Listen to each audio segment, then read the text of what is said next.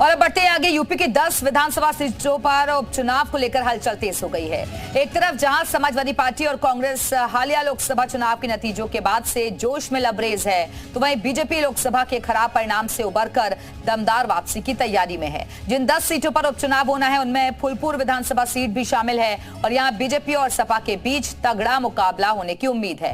हालांकि सत्तारूढ़ दल के पास कम से कम 40 ऐसे नेताओं की लिस्ट आई है जो यहाँ से चुनाव लड़ने के इच्छुक हैं। अपनी तैयारी लगातार जारी है। हम कार्यकर्ता आधारित दल हैं, हम पहले भी तैयारी करते रहते हैं। बूथ से लेके जिले तक का हमारा मजबूत संगठन है, प्रदेश तक का। और सरकार ने भी वहाँ मंत्रियों को प्रभारी बनाया है, संगठन की तरफ से पदाधिकारी प्रभारी है। निरंतर हम बूथ और संगठन की बैठकें कर रहे हैं। सरकार की योजनाओं तक हम नीचे तक प्रचार प्रसार कर रहे हैं और निश्चित रूप से 10 की 10 विधानसभाएं हम जीतने में कामयाब हों। विधानसभाओं में उपचुनाव होने हैं, वो 10 की 10 सीटें समाजवादी पार्टी जीतेगी। बात समीकरण की नहीं है, बात नौजवानों के गुस्से की है, आधी आबादी के गुस्से की है। जो नौजवान बेरोजगार हो गए, जिनके नौकरियों को लेकर के सरकार गंभीर नहीं है। बदहाल होती विद्युत व्यवस्था और बदहाल होती स्वास्थ्य व्यवस्था को लेकर के, महंगाई के मार से हर घर परेशान है।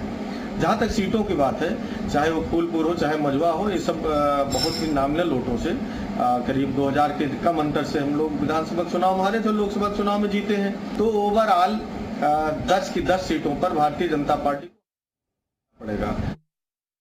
होने वाले उपचुनाव को लेकर बीजेपी लगातार अब कवायद कर रही है, लेकिन फूलपुर सीट को लेकर बीजेपी अजीब कश्मकश में दिखाई पड़ रही है।